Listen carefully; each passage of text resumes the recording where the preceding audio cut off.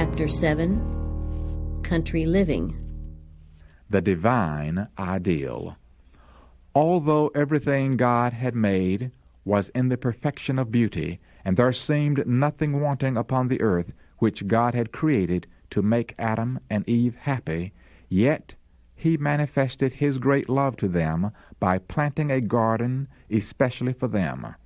A portion of their time was to be occupied in the happy employment of dressing the garden, and a portion in receiving the visits of angels, listening to their instruction in happy meditation. Their labor was not wearisome, but pleasant and invigorating. This beautiful garden was to be their home, their special residence. Spiritual Gifts, Book 3, page 34, 1864. What were the conditions chosen by the Infinite Father for His Son?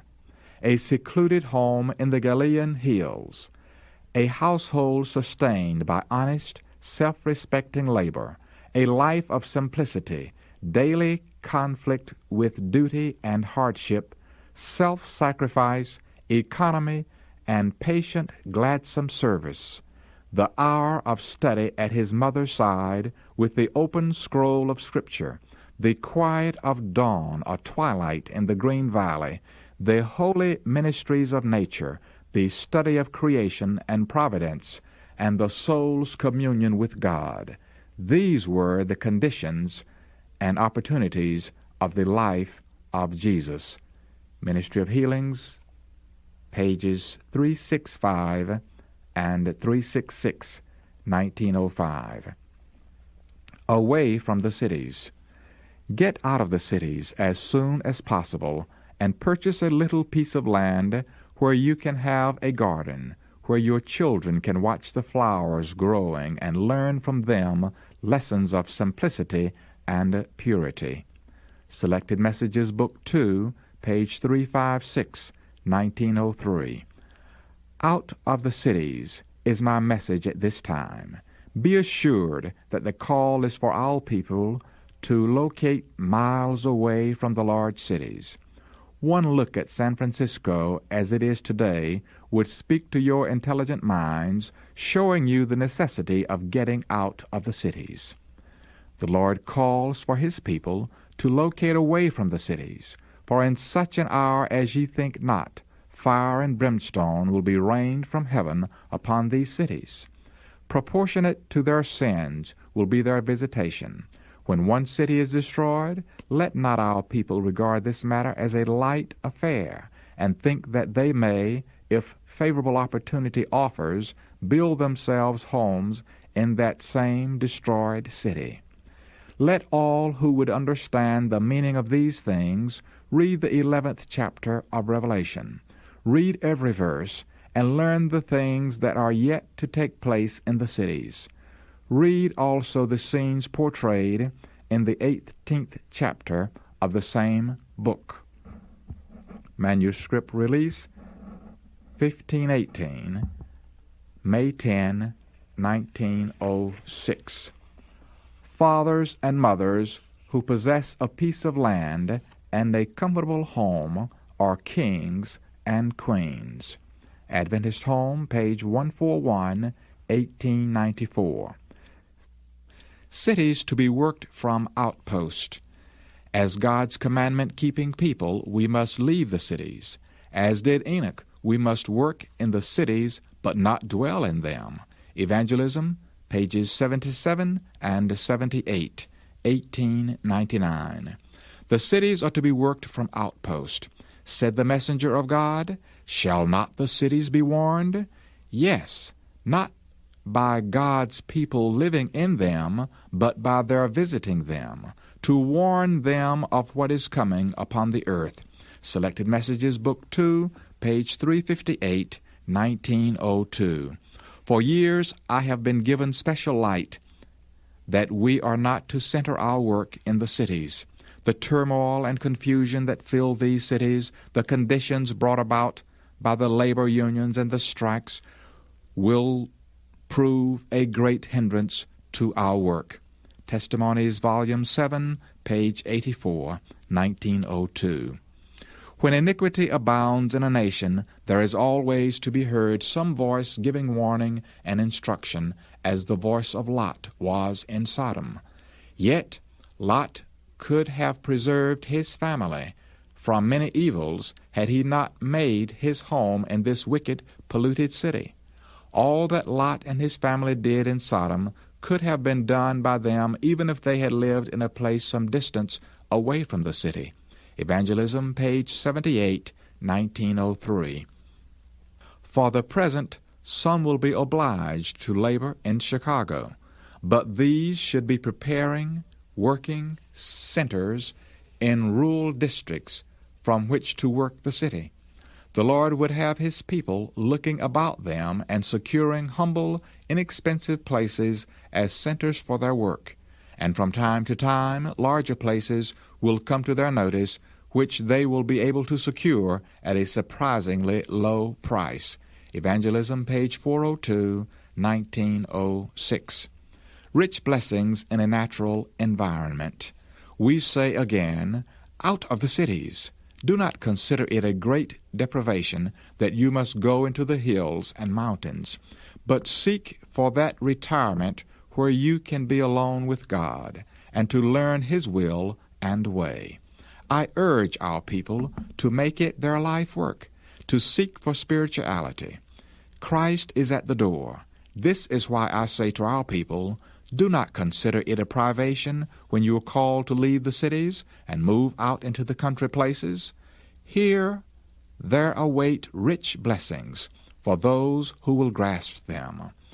By beholding the scenes of nature, the works of the Creator, by studying God's handiwork, imperceptibly you will be changed into the same image. Selected Messages, Book 2, pages 355 and 356, 1908. Character development easier in the country. Parents flock with their families to the cities because they fancy it easier to obtain a livelihood there than in the country. The children, having nothing to do when not in school, obtain a street education. From evil associates, they acquire habits of vice and dissipation. Testimonies, Volume 5, page 232, 1882. Send the children to schools located in the city, where every phase of temptation is waiting to attract and demoralize them, and the work of character building is tenfold harder for both parents and children. Fundamentals of Christian Education, page 326, 1894. The cities are filled with temptation. We should plan our work in such a way as to keep our young people as far as possible from this contamination. Adventist Home, page 136, 1902. It is time for our people to take their families from the cities into more retired localities. Else, many of the youth, and many also of those older in years, will be ensnared and taken by the enemy. Testimonies, Volume 8, page 101, 1904.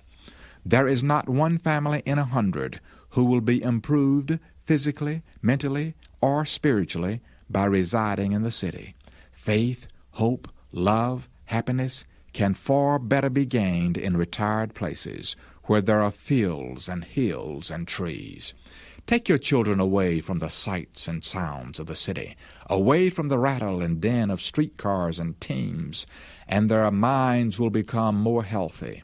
It will be found easier to bring home to their hearts the truth of the Word of God. Adventist Home, page 137, 1905. Better physical health in rural environment. It is not God's will that his people shall settle in the cities, where there is constant turmoil and confusion. Their children should be spared this, for the whole system is demoralized by the hurry and rush and noise. Selected Messages, Book 2, page 357, 1902. To many of those living in the cities who have not a spot of green grass to set their feet upon, who here, year after year, have looked out upon filthy courts and narrow alleys, brick walls and pavements and skies clouded with dust and smoke, if these could be taken to some farming district, surrounded with the green fields, the woods and hills and brooks, the clear skies and the fresh, pure air of the country, it would seem almost like heaven. Ministry of Healing, page 191 and 192, 1905. The physical surroundings in the cities are often a peril to health. The constant liability to contact with disease, the prevalence of foul air, impure water, impure food, the crowded, dark, unhealthy dwelling places are some of the many evils to be met. It was not God's purpose that people should be crowded into the cities, huddled together in terraces and tenements. Ministry of Healing, page 365, 1905. Raise your own provisions. The Lord desires His people to move into the country, where they can settle on the land and raise their own fruit and vegetables, and where their children can be brought in direct contact with the works of God in nature. Take your families away from the cities is my message. Selected Messages, Book 2, pages 357 and 358, 1902. Again and again the Lord has instructed that our people are to take their families away from the cities into the country where they can raise their own provisions, for in the future the problem of buying and selling will be a very serious one. We should now begin to heed the instruction given us over and over again. Get out of the cities into the rural districts where their houses are not crowded closely together and where you will be free from the interference of enemies. Selected Messages, Book 2, page 141, 1904. Locate institutions just out from the large cities. Let men of sound judgment be appointed, not to publish abroad their intentions, but to search for such properties in the rural districts, in easy access to the cities, suitable for small training schools for workers, and where facilities may also be provided for treating the sick and weary souls who know not the truth. Look for such places just out from the large cities, where suitable buildings may be secured, either as a gift from the owners or purchased at a reasonable price by the gifts of our people. Do not erect buildings in the noisy cities. Evangelism, page 77, 1909. Cooranbong, New South Wales. Where shall our Australian Bible School be located? Should schools be located in the cities or within a few miles from them, it would be most difficult to counteract the influence of the former education which students have received in regard to these holidays and the practices connected with them, such as horse racing, betting, and the offering of prizes. We shall find it necessary to establish our schools out of and away from the cities, and yet not so far away that they cannot be in touch with them, to do them good, to let light shine amid the moral darkness. Fundamentals of Christian Education, pages 310 and 313, 1894. Everything about the place had impressed me favorably, except the fact that we were far from the great thoroughfares of travel, and therefore would not have an opportunity of letting our light shine amid the moral darkness that covers our large cities like the pall of death. This seems the only objection that presents itself to my mind. But then it would not be advisable to establish our school in any of our large cities. 8. Manuscript Release, page 137, 1894. I am more than ever convinced that this is the right location for the school. 8. Manuscript Release, page 360, 1894. Huntsville, Alabama. Those who have charge of the schoolwork at Graysville and Huntsville should see what can be done by these institutions to establish such industries so that our people desiring to leave the cities can obtain modest homes without a large outlay of means, and can also find employment. Letter 25, 1902. It was in the providence of God that the Huntsville School farm was purchased. It is in a good locality. Near it there are large nurseries, and in these nurseries some of the students have worked during the summer to earn money to pay their expenses at the Huntsville School. Special Testimonies, Book B, 12, page 11, 1904. The Huntsville School farm is a most beautiful place, and with its 300 and more acres of land should accomplish much in the line of industrial training and the raising of crops. Special Testimonies, Series B, 12X, page 13, 1904. Recently the question was asked me, would it not be well to sell the school land at Huntsville and buy a smaller place? Instruction was given me that this farm must not be sold, that the situation possesses many advantages for the carrying forward of a colored school. Special Messages, 359, 1904. Berrien Springs, Michigan. I hear that there is some thought of locating the school at Berrien Springs in the southwest of Michigan. I am much pleased with the description of this place.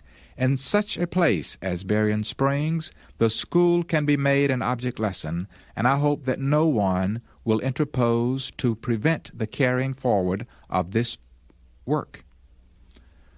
4 Manuscript Release, page 407, July 12, 1901. The good hand of the Lord has been with our people in the selection of a place for the school. This place corresponds to the representations given me as to where the school should be located.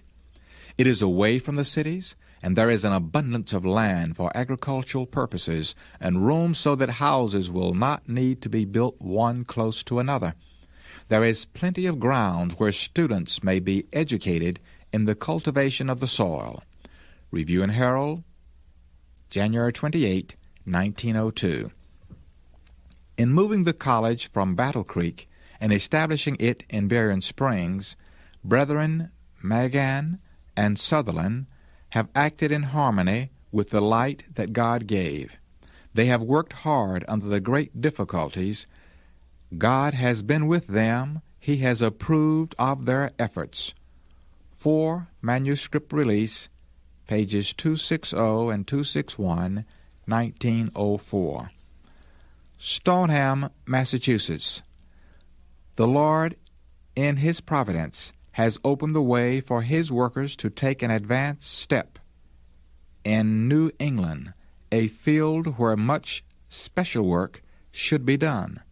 The brethren there have been enabled to arrange to change the location of the sanitarium from South Lancaster to Melrose, a place much nearer Boston, and yet far enough removed from the busy city so that the patients may have the most favorable conditions for recovery of health. The transfer of the New England Sanitarium to a place so convenient to the city of Boston is in God's providence. When the Lord sets His hand to prepare the way before us, God forbid that any should stand back, questioning the wisdom of going forward or refusing to give encouragement and help. The removal of the New England Sanitarium from South Lancaster to Melrose has been presented to me as being directed by the Lord. Special Testimonies, Series B, 13, page 3, 1902. Tacoma Park, Washington, D.C.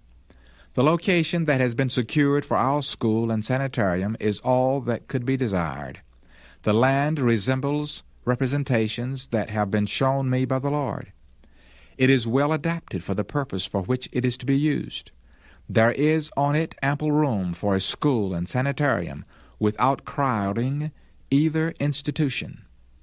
The atmosphere is pure and the water is pure. A beautiful stream runs right through our land from north to south. The stream is a treasure more valuable than gold or silver. The building sites are upon fine elevations with excellent drainage. One day we took a long drive through various parts of Takoma Park. A large part of the township is a natural forest. The houses are not small and crowded closely together, but are roomy and comfortable. They are surrounded by thrifty second-growth pines, oaks, maples, and other beautiful trees. The owners of these homes are mostly businessmen, many of them clerks in the government offices in Washington. They go to the city daily, returning in the evening to their quiet homes. A good location for the printing office has been chosen, within easy distance of the post office, and a site for a meeting house also has been found. It seems as if Takoma Park has been specially prepared for us, and that it has been waiting to be occupied by our institutions and their workers. Signs of the Times, June 15, 1904. The Lord has opened this matter to me decidedly. The publishing work that has been carried on in Battle Creek should for the present be carried on near Washington. If after a time the Lord says, "Move away from Washington," we are to move. Review and Herald, August 11, 1903. Madison, Tennessee.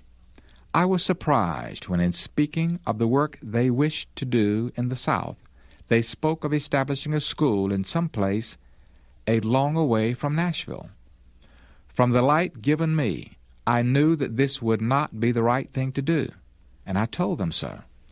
The work that these brethren, E.A. Sutherland and P.T. Magan, can do, because of the experience gained at Berrien Springs, is to be carried on within easy access of Nashville, for Nashville has not been worked as it should be.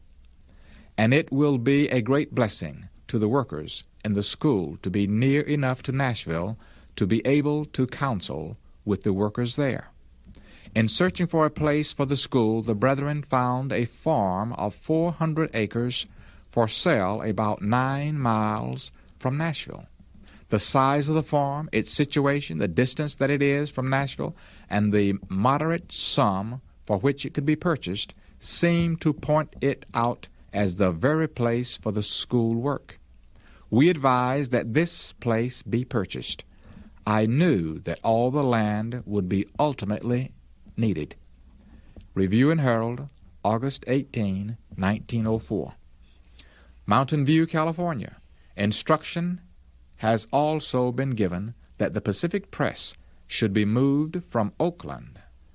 As the years have passed by, the city has grown, and it is now necessary to establish the printing plant in some more rural place, where land can be secured for the homes of the employees. Those who are connected with our offices of publication should not be obliged to live in the crowded cities. They should have opportunity to obtain homes where they will be able to live without requiring high wages. Fundamentals of Christian Education, page 492, 1904. Mountain View is a town which has many advantages. It is surrounded by beautiful orchards. The climate is mild, and fruit and vegetables of all kinds can be grown. The town is not large, yet it has electric lights, mail carriers, and many other advantages usually seen only in cities. Letter 141, 1904. Some have wondered why our office of publication should be moved from Oakland to Mountain View. God has been calling upon His people to leave the cities. The youth who are connected with our institutions should not be exposed to the temptations and the corruption to be found in the large cities. Mountain View has seemed to be a favorable location for the printing office. Country Living, page 29, 1905. Loma Linda, California. We thank the Lord that we have a good sanitarium at Paradise Valley, 7 miles from San Diego, a sanitarium at Glendale, 8 miles from Los Angeles, and a large, beautiful place at Loma Linda, 62 miles east from Los Angeles and close to Redlands, Riverside, and San Bernardino. The Loma Linda property is one of the most beautiful sanitarium sites I have ever seen. Loma Linda Messages, page 141, 1905. Loma Linda is a place that the Lord has especially designated as a center for the training of medical missionaries. Letter number 188, 1907. Here there are wonderful advantages for a school. The farm, the orchard, the pasture land, the large buildings, the ample grounds, the beauty, all are a great blessing. Loma Linda Message, number 310, 1907. This place, Loma Linda, has wonderful advantages, and if those who are here will faithfully avail themselves of the advantages to become true medical missionaries, they will let their light shine forth to those that are around them. We must seek God daily for His wisdom to be imparted to us. Letter number 374, 1907. Here we have ideal advantages for a school and for a sanitarium. Here are advantages for the students and great advantages for the patients. I have been instructed that here we should have a school, conducted on the principles of the ancient schools of the prophets. Physicians are to receive their education here. Medical Ministry, pages 75 and 76, 1907. Angwin, California. As I have looked over this property, I pronounce it to be superior in many respects. The school could not be located in a better spot. It is 8 miles from St. Helena and is free from city temptations. In time, more cottages will have to be built for the students, and these students themselves can erect under the instruction of capable teachers. Timber can be prepared right on the ground for this work, and the students can be taught how to build in a creditable manner. We need have no fear of drinking impure water, for here it is supplied freely to us from the Lord's treasure house. I do not know how to be grateful enough for these many advantages. We realize that the Lord knew what we needed and that it is His providence that brought us here. God wanted us here, and He has placed us here. I was sure of this as I came on these grounds. I believe that as you walk through these grounds, you will come to the same decision, that the Lord designated this place for us. One manuscript release, pages 340, 341, and 343, 1909.